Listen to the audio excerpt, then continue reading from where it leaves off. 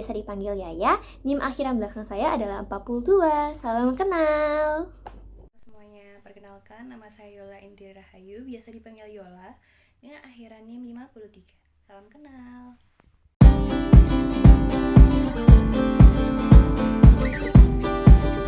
Oke, di sini saya akan menjelaskan pengertian dari IFRS.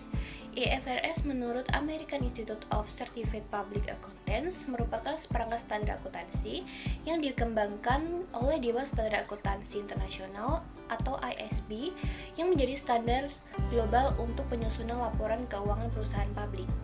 Yang kedua ada menurut Warren Rivers 2014, yaitu seperangkat standar akuntansi global yang dikembangkan oleh International Accounting Standard Board, utang dagang dan surat berharga untuk ekuitas kepada publik yang disebut perusahaan publik.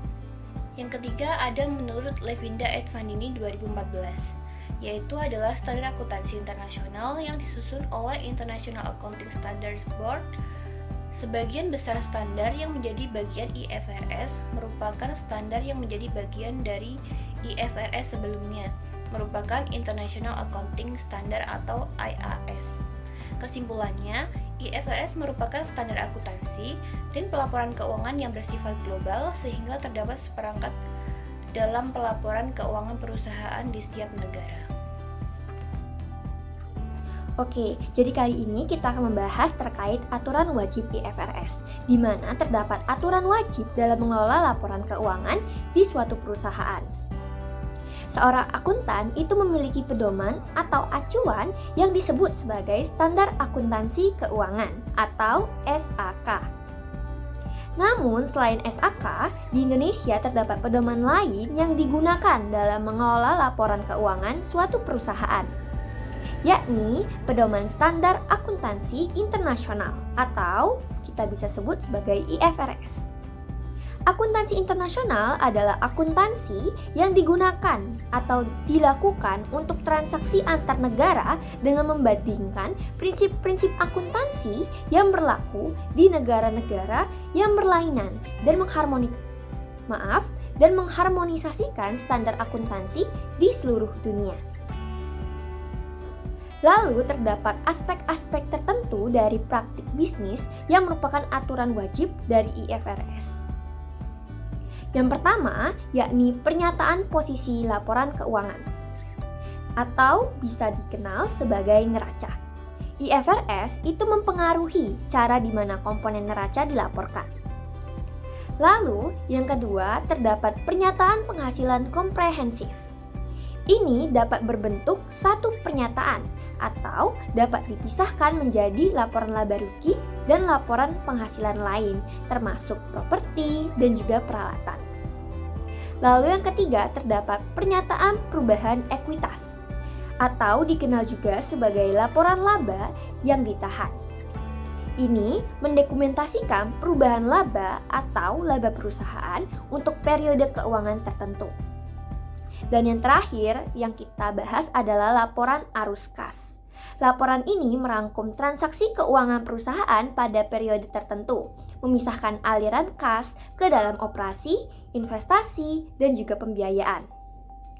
Lalu dari penjelasan sebelumnya dapat kita simpulkan bahwa aspek penting yang menjadi aturan wajib IFRS merupakan pernyataan terhadap posisi laporan keuangan, penghasilan komprehensif, perubahan ekuitas, dan juga laporan arus kas. Manfaat penerapannya di Indonesia, IASB membuat IFRS untuk mengharmonisasikan standar akuntansi dan pelaporan keuangan di seluruh dunia yang membawa banyak manfaat jika diterapkan di suatu negara di seluruh dunia, karena akan mempermudah dalam menggunakan laporan keuangan. Menurut Kurniawan 2009 dalam Simbolon Dana Deak 2010, manfaat penerapannya yaitu 1. Meningkatkan kualitas standar akuntansi keuangan atau SAK. Kedua, mengurangi biaya SAK. Yang ketiga, ada meningkatkan kredibilitas dan kegunaan laporan keuangan. Yang keempat, meningkatkan komparabilitas pelaporan keuangan.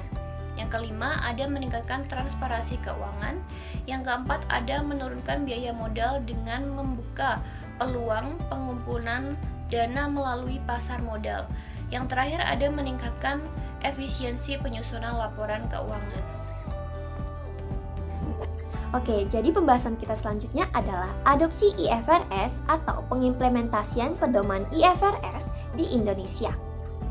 Tujuan adopsi IFRS adalah untuk dapat mengembangkan standar pelaporan keuangan berkualitas tinggi yang dapat diterima secara internasional.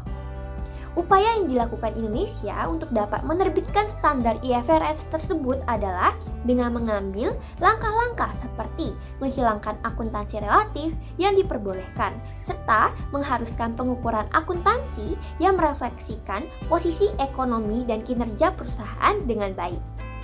Lalu di Indonesia, penggunaan IFRS atau International Financial Reporting Standards mengalami perubahan dan adaptasi beberapa tahun terakhir ini. Hal tersebut dilakukan dalam rangka untuk dapat meningkatkan transparansi dan juga kualitas laporan keuangan perusahaan Indonesia melalui PSAK atau Pernyataan Standar Akuntansi Keuangan dengan proses konvergensi, di mana PSAK disesuaikan dengan IFRS, namun tetap mempertimbangkan karakteristik bisnis di Indonesia. IFRS diterapkan di Indonesia melalui konvergensi yang dimulai pada tahun 2007 dengan menggunakan gradual strategi yang dilakukan secara bertahap, yang dimana itu juga dilakukan oleh negara-negara berkembang seperti Indonesia. Lalu IFRS sendiri sepenuhnya digunakan atau diadaptasi dan juga diimplementasikan di Indonesia itu pada tahun 2012.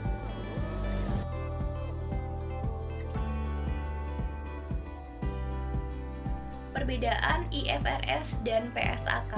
IFRS adalah standar akuntansi internasional yang digunakan di banyak negara di seluruh dunia. Di Indonesia, IFRS diterapkan sebagai konvergensi dengan PSAK. Nah, PSAK itu sendiri adalah standar akuntansi yang dikeluarkan oleh Dewan Standar Akuntansi Keuangan Indonesia atau DSAK dan digunakan secara khusus dalam lingkup Indonesia. Perbedaan yang kedua ada pada kecepatan adopsi keduanya.